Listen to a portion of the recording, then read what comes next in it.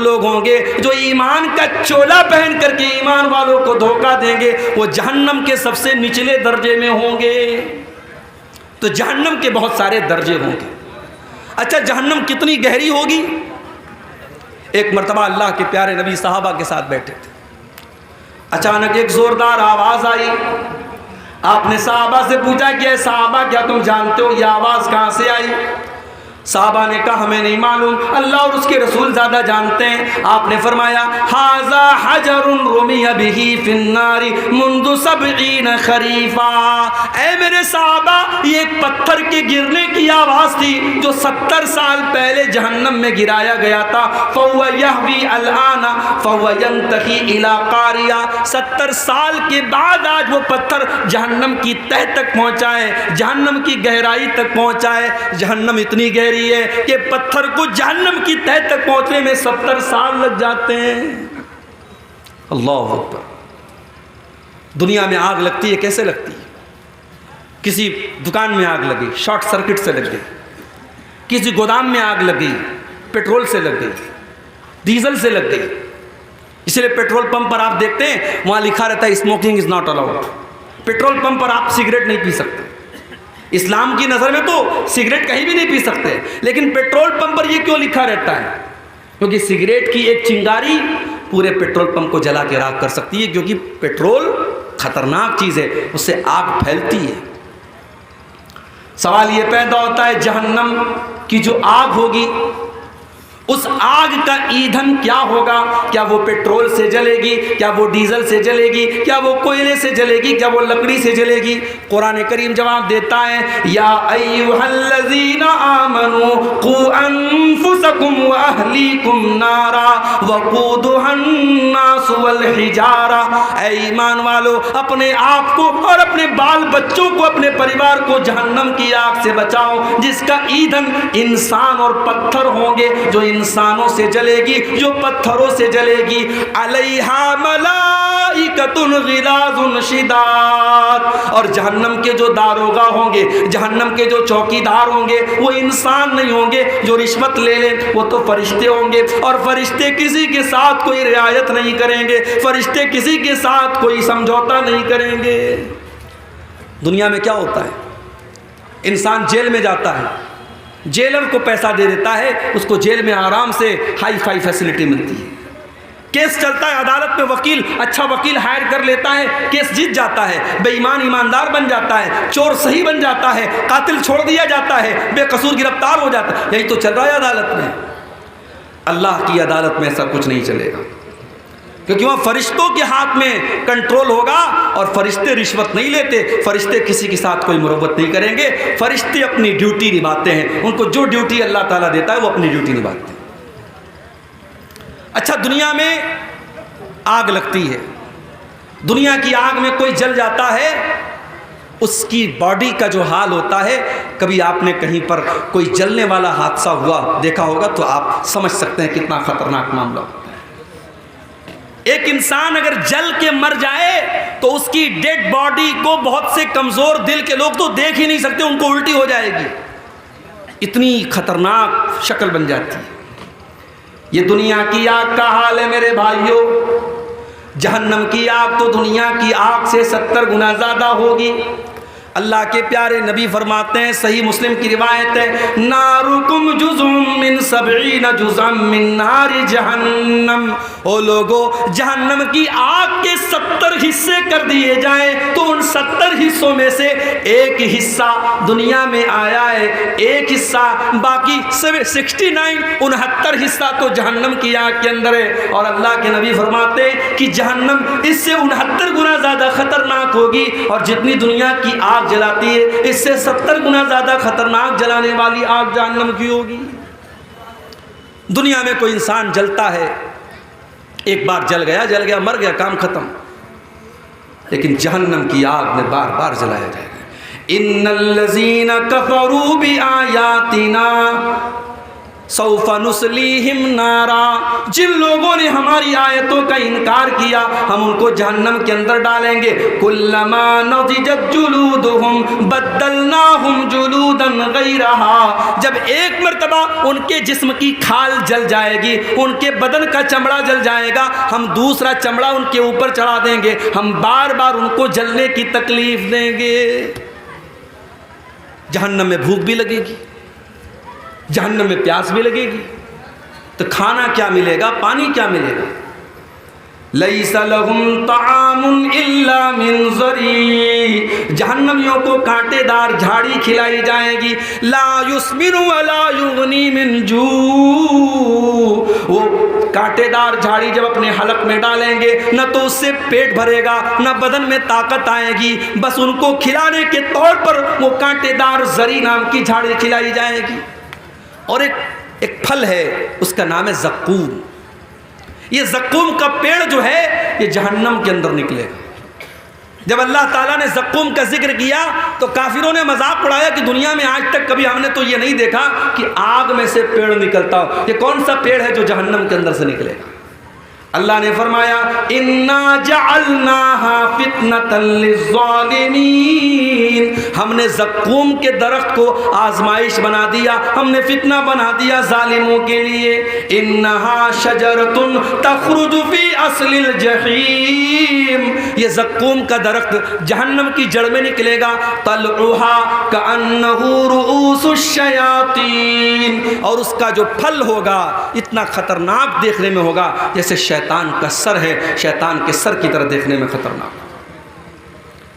اور وہ زقوم کا درخت جہنمیوں کو کھلایا جائے گا، وہ اتنا کڑوا کسیلا ہوگا کہ ان کے پیٹ میں جا کر کے بدہضمی کرے گا. فمالئون منها البطون، جہنمی اسی زقوم کو کھا کر کے اپنا پیٹ بھریں گے. ثم ان لهم علیها لشوبا من حمیم، پھر ان کو کھولتا ہوا پانی بھی دیا جائے گا. ایک تو زقوم اپنے آپ میں خود ہی کڑوا ہوگا اور اس کے اوپر سے کھولتا ہوا پانی ان کو پلایا جائے گا. یہ تکلیف، یہ ٹارچر، یہ اذیت جہنمیوں کو دی جائے گی. میرے پیارے ساتھی، دنیا میں ہم گرمی میں کاٹن کے کپڑے پہنتے ہیں اور سوتی چادر بچھا کے ہم سوتے ہیں.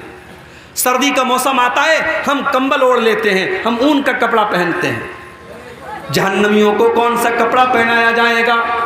فالذین کفروا قطعت لهم ثیاب من نار، جہنمیوں کے لیے آگ کے کپڑے کاٹے جائیں گے، وہ آگ کا کپڑا پہنیں گے. فالذین کفروا قطعت لهم من ثیاب یصب من فوق رؤوسهم الحمیم، ان کے سروں کے اوپر سے کھولتا ہوا پانی ڈالا جائے گا.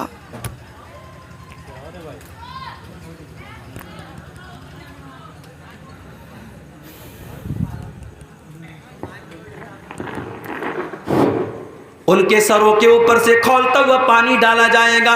یسحر بہ ما فی بطونہم والجلود، جب کھولتا ہوا پانی ان کے سر پہ ڈالا جائے گا ان کی اندر کی اتڑیاں بھی اس سے جل جائیں گی، ان کی چمڑیاں بھی جل جائیں گی. یہ جہنم کا عذاب ہوگا میرے بھائی. اور جانتے ہو دنیا میں کہیں زخم ہو جاتا ہے نا تو زخم کے اندر پیپ بھر جاتا ہے، پیلا پیلا پیپ. ہمارے یا اس کو مواد بولتے، پتہ نہیں آپ کے بنگلہ میں کیا بولتے ہیں، پیپ اور مواد اس کو کہا جاتا ہے. جہنمیوں کو وہ پیپ اور مواد پلایا جائے گا. یسقا من ماء صدید، جہنمیوں کو پیپ اور مواد پلایا جائے گا. یتجرعہ ولا یکاد یسیغہ، وہ اتنا خطرناک ہوگا، وہ اتنا گندا ہوگا، وہ اتنا گھناؤنا ہوگا کہ جہنمی بیچارہ پیاس سے پریشان ہوگا، لیکن وہ اس پیپ اور مواد کو بڑی مشکل سے اپنی حالت کے نیچے اتارے گا. وَيَأْتِيهِ الْمَوْتُ مِنْ كُلِّ مَكَانٍ وَمَا هُوَ بِمَيِّتٍ، وہ بیچارہ ہر طرف سے موت اس کے پاس آئے گی مگر پھر بھی وہ مرے گا نہیں. جہنمیوں کو موت نہیں آئے گی، جہنمیوں کو موت نہیں آئے گی. کیوں؟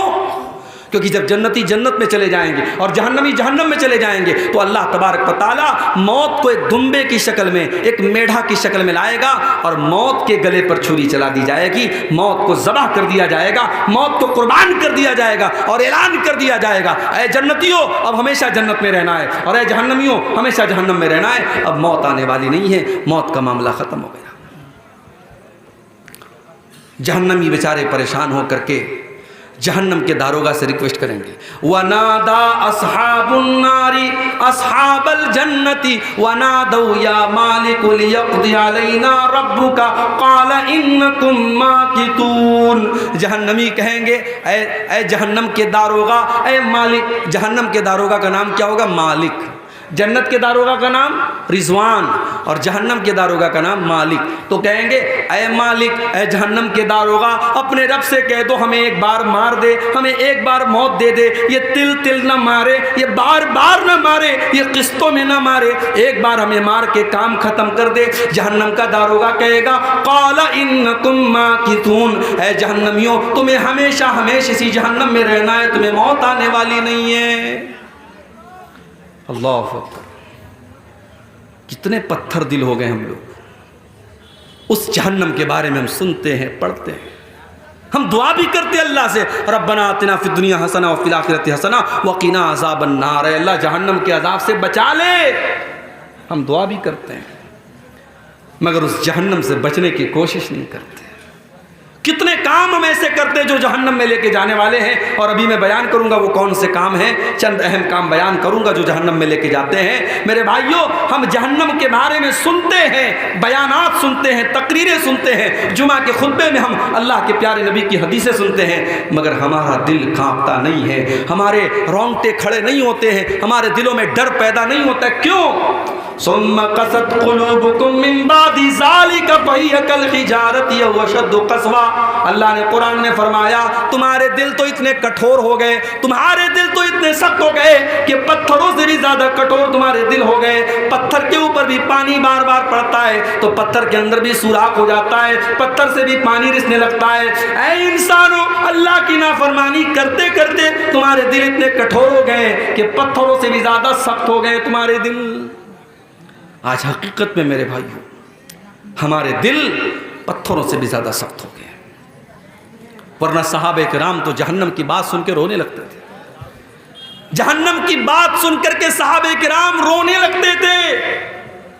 حضرت عائشہ رضی اللہ تعالیٰ عنہ، صبح کا ٹائم ہے، سورج نکلنے کے بعد جو ایک نماز پڑھی جاتی ہے جس کو چاشت کی نماز کہا جاتا ہے، اما عائشہ رضی اللہ تعالیٰ عنہ چاشت کی نماز پڑھ رہی ہیں اور چاشت کی نماز میں سورہ طور کی تلاوت کر رہی ہیں۔ میری پیاری ماں بہنوں، ذرا آج آپ اپنا جائزہ لے لیں، آج کتنی عورتیں جن کو سورہ طور یاد بھی نہ ہوگی۔ ہمارے یہاں عورتوں کا معاملہ بڑا گڑبڑ ہے، دین کی تعلیم نہ کے برابر ہے، یا تو مدرسے میں پڑھے گی یا بالکل نہیں پڑھے گی۔ جو لڑکیاں مدرسے میں پڑھتی ہیں ان کو تو جانکاری ہے دین کی، جو مدرسے میں نہیں جاتی ان کو بالکل جانکاری نہیں۔ حضرت عائشہ چاشت کی نماز پڑھ رہی ہیں، سورہ طور کی تلاوت کر رہی ہیں، اور سورہ طور کی تلاوت کرتے ہوئے حضرت عائشہ اس آیت پر پہنچتی ہیں، جب جنتی جنت میں جائیں گے تو جنتی اللہ کا شکر ادا کریں گے اور کہیں گے فمن اللہ علینا ووقانا عذاب السموم، اے اللہ تیرا بہت بڑا احسان ہے ہمارے اوپر، تو نے جہنم کی آگ سے ہم کو بچا لیا، تو نے جہنم کی عذاب سے ہم کو بچا لیا۔ اما عائشہ جب اس آیت پر پہنچتی ہیں تو رونے لگتی ہیں اور بار بار اسی آیت کو ریپیٹ کرنے لگتی ہیں، بار بار اسی آیت کو دہرانے لگتی ہیں، فمن اللہ علینا ووقانا عذاب السموم، اے اللہ تیرا بہت بڑا احسان ہمارے اوپر، تو نے جہنم کی آگ سے ہم کو بچا لیا۔ حضرت عائشہ کے ایک بھانجے تھے، ان کا نام عروہ تھا، وہ اپنی خالہ سے ملنے آئے، دیکھا خالہ نماز پڑھ رہی ہیں اور بار بار اسی آیت کو دہرا رہی ہیں۔ انہوں نے سوچا میں چلا جاتا ہوں، بعد میں آ جاؤں گا۔ کہتے میں مارکیٹ میں گیا، میں نے سودا خریدا، میں نے سامان خریدا، ایک دو گھنٹے کے بعد اپنا سامان خریدنے کے بعد، اپنا کام کرنے کے بعد جب میں دوبارہ اپنی خالہ کے گھر گیا، میں نے دیکھا وہی حالت ہے، خالہ نماز میں کھڑی ہیں، آنکھوں سے आंसू बह रहे और खाला बार बार इसी आयत को दोहरा रही हैं, फमन्नल्लाहु अलैना व वक़ाना अज़ाबस्समूम। जन्नती कहेंगे ऐ अल्लाह तेरा बहुत बड़ा एहसान हमारे ऊपर है, तूने जहन्नम की आग से हमको बचा लिया। हमारे और आपके अंदर ये जज्बा कब पैदा होगा मेरे भाई? जहन्नम की आग से बचने की हम तैयारी कब करेंगे? याद रखो, जहन्नम की आग से बचने के लिए आपको उन कामों से बचना पड़ेगा जो जहन्नम की तरफ लेके जाते हैं। और आज की तकरीर में मैं कुछ ऐसे काम बताऊंगा, मैं वो काम बताऊंगा जो जहन्नम में लेके जाते हैं। मकसद ये है उन कामों से हम अपने दामन को बचाएं।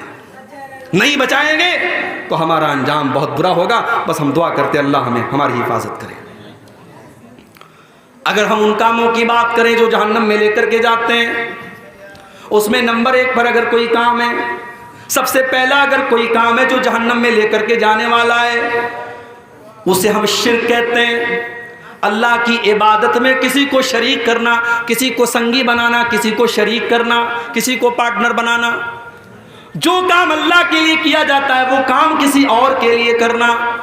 नमाज अल्लाह के लिए पढ़ी जाती है, रुकू अल्लाह के लिए होता है, सजदा अल्लाह के लिए होता है, कसम अल्लाह के नाम की खाई जाती है, जानवर अल्लाह के नाम का ज़बह होता है, सर अल्लाह के आगे झुकाया जाता है, हाथ अल्लाह के आगे फैलाया जाता है। ये सारे काम अगर किसी और के साथ किए जाते हैं, चाहे वो कोई नबी क्यों ना हो, चाहे वो कोई वली क्यों ना हो, चाहे वो कोई जानवर क्यों ना हो, चाहे वो कोई पेड़ क्यों ना हो, अल्लाह का मकाम किसी और को देना, यही शिर्क है मेरे प्यारे साथियों। और कुरान कहता है इन्नहु मन युशरिक बिल्लाहि फ़क़द हर्रमल्लाहु अलैहिल जन्नह व मअवाहुन नार व मा लिज़्ज़ालिमीन मिन अंसार। जो अल्लाह के साथ शिर्क करेगा उसकी हम मग़फ़िरत नहीं करेंगे, उसका ठिकाना जहन्नम होगा, उसके लिए जन्नत हराम है और वो हमेशा हमेशा जहन्नम में रहेगा।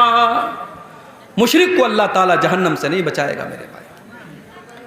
दूसरे गुनाहों को अल्लाह ताला उनकी सज़ा दे करके या माफ़ करके जन्नत में दाखिल कर देगा, मगर मुशरिक जो शिर्क पर मरा है उसको अल्लाह ताला जहन्नम से कभी नहीं निकालेगा।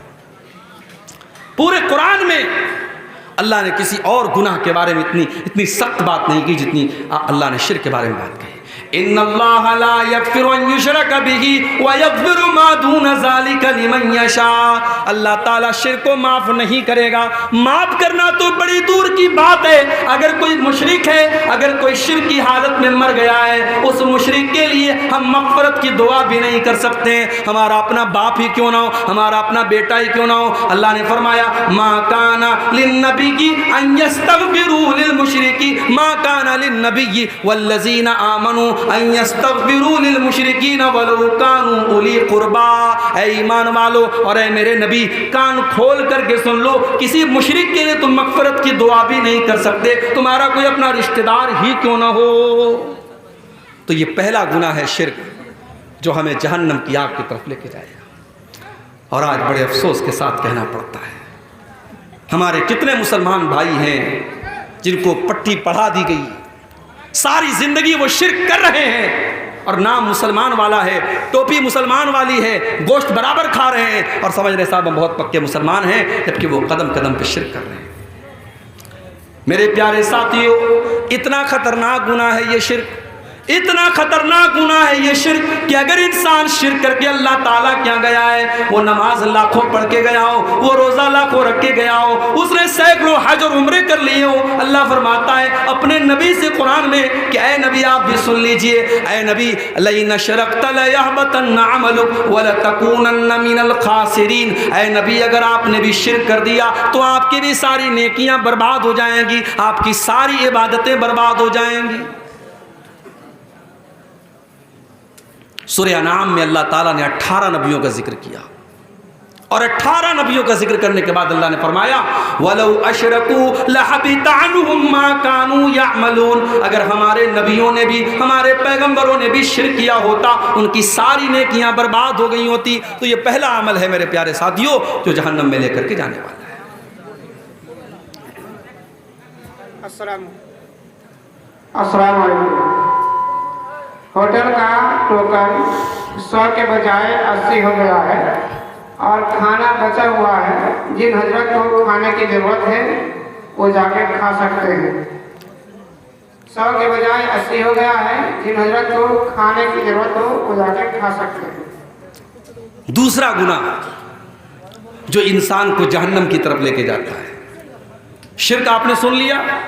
اب شرک ہی سے ملتا جلتا ہے گناہ کفر کرنا. شرک کیا ہے؟ اللہ کی عبادت میں کسی کو شریک کرنا. کفر کیا ہے؟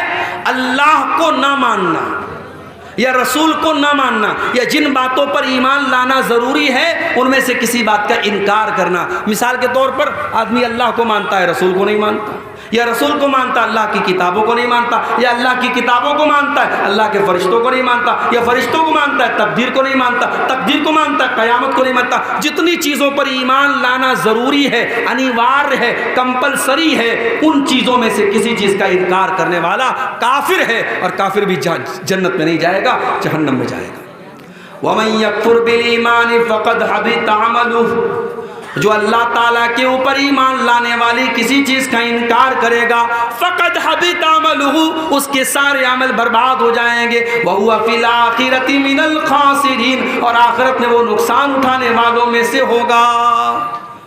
قرآن میں بار بار اللہ کہتا ہے ہم نے کافروں کے لیے جہنم تیار کر رکھی، ہم نے کافروں کے لیے جہنم تیار کر کے رکھی. جو کافر ہوگا، جو کفر کرے گا، اس کے لیے جنت حرام ہے اور جہنم میں وہ داخل ہوگا. اور آگے بڑھیے، جہنم میں لے کر کے جانے والی ایک اور چیز ہے اللہ کا مذاق اڑانا، اللہ کے رسول کا مذاق اڑانا، فرشتوں کا مذاق اڑانا، قرآن کا مذاق اڑانا، شریعت کا مذاق اڑانا. اگر آپ نے شریعت کی کسی چیز کا مذاق اڑایا تو یہ چیز بھی آپ کو اللہ کی جنت سے دور کر دے گی. اللہ نے قرآن میں فرمایا قُلْ أَبِاللَّهِ وَآيَاتِهِ وَرَسُولِهِ كُنْتُمْ تَسْتَهْزِئُونَ، اے نبی آپ کہہ دیجئے منافقوں سے، کافروں سے، کیا تم اللہ کا مذاق اڑاتے ہو؟ کیا تم اللہ کی آیتوں کا مذاق اڑاتے ہو؟ کیا تم اللہ کے رسول کا مذاق اڑاتے ہو؟ لا تعتذروا قد کفرتم بعد ایمانکم، اے کافرو تم جتنا بھی بہانہ کر لو، اے منافقو تم جتنا بھی بہانہ کر لو،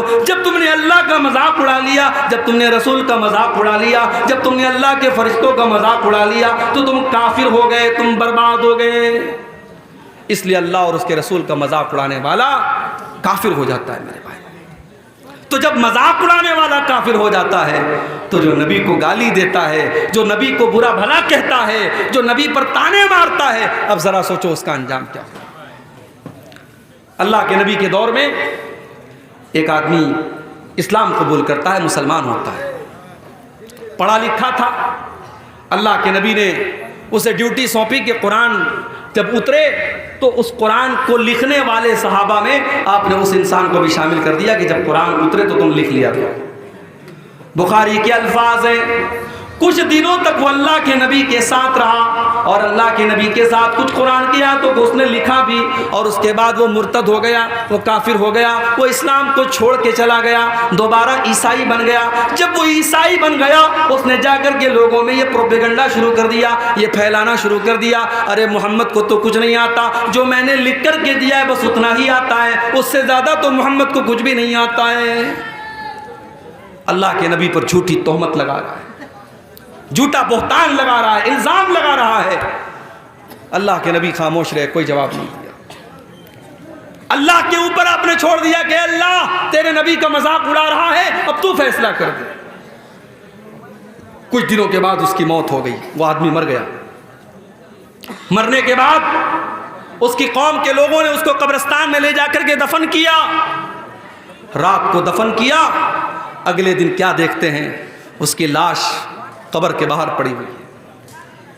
اس کے ساتھیوں نے کہا لگتا ہے محمد صلی اللہ علیہ وسلم اور ان کے ساتھیوں نے بدلہ لیا ہے، اسے دشمنی لی ہے اور اس کو قبر سے باہر نکالا ہے. انہوں نے اور گہری قبر کھودی اور گہرا گڈھا کھودا اور اس میں اس کو دفن کر دیا. اگلے دن پھر جا کے دیکھا تو لاش باہر رکھی ہوئی ہے. 3 دن تک لگاتار گڈھا کھودتے رہے، اس انسان کی لاش کو زمین میں دفن کرتے رہے، لیکن زمین نے اس کی لاش کو قبول نہ کیا. جب تیسرے دن بھی ایسا ہوتا چلا گیا، وہ سمجھ گئے کہ یہ انسان کا کام نہیں ہے، یہ اللہ کا کام ہے، یہ اللہ کی طرف سے غضب نازل ہو رہا ہے. انہوں نے لے جا کر کے اس کی لاش کو کوڑے میں پھینک دیا. میرے بھائیوں، آج بھی اگر کوئی نبی کا مذاق اڑاتا ہے، کوئی اللہ کا مذاق اڑاتا ہے اس کا انجام بہت برا ہونے والا ہے. یہ بات یاد رکھو. 1400 سال سے لے کر کے آج تک کی تاریخ گواہ ہے. نبی اکرم کا مذاق اڑانے والا اور اسلام کا مذاق اڑانے والا آخرت میں تو جو ہوگا ہوگا, دنیا میں بھی وہ برباد ہونے والا ہے میرے پیارے ساتھی. اور آگے بڑھیے. ایک اور چیز ہمیں جہنم میں لے کر کے جانے والی ہے.